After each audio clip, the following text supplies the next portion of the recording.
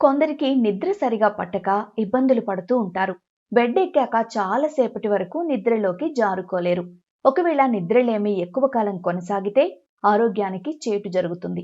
అందుకే ఈ సమస్య ఉంటే కొన్ని జాగ్రత్తలు పాటించడం వల్ల స్లీప్ క్వాలిటీ పెంచుకోవచ్చు.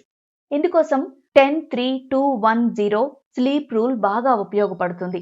అసలు ఏంటి ఈ స్లీప్ రూల్? ఎలా పాటించాలంటే నిద్రపోయే సమయానికి 10 గంటల ముందు నుంచే కెఫిన్ ఉన్న tea, coffee, cool drinks, energy drinks వంటివి తాగకూడదు. ఇవి తీసుకుంటే శరీరం ఎక్కువసేపు చురుకుగా ఉండి నిద్రను ఆలస్యం చేస్తాయి. నిద్రకు 3 గంటల ముందు నుంచే హెవీ భోజనం, మద్యం తీసుకోకూడదు. పడుకునే సమయానికి 2 గంటల ముందే పనులన్నీ ఆపేయాలి. రెస్ట్ మోడ్లోకి వెళ్ళిపోవాలి. అలాగే నిద్రకు 1 గంట ముందే మొబైల్ వాడడం, టీవీలు, ల్యాప్టాప్లు లాంటి స్క్రీన్ చూడడం ఆపేయాలి. స్క్రీన్ల నుంచి వచ్చే బ్లూ లైట్ నిద్ర హార్మోన్ అయిన మెలటోనిన్ ఉత్పత్తిని తగ్గిస్తుంది, నిద్రను ఆలస్యం చేస్తుంది. రూల్లో చివరిది, ఉదయం అలారం పెట్టిన టైంకు లేవాలి. ఒక్కసారి కూడా స్నూజ్ బటన్ నొక్కకుండా వెంటనే మేల్కోవాలి. అదే జీరో స్నూజ్ పద్ధతి.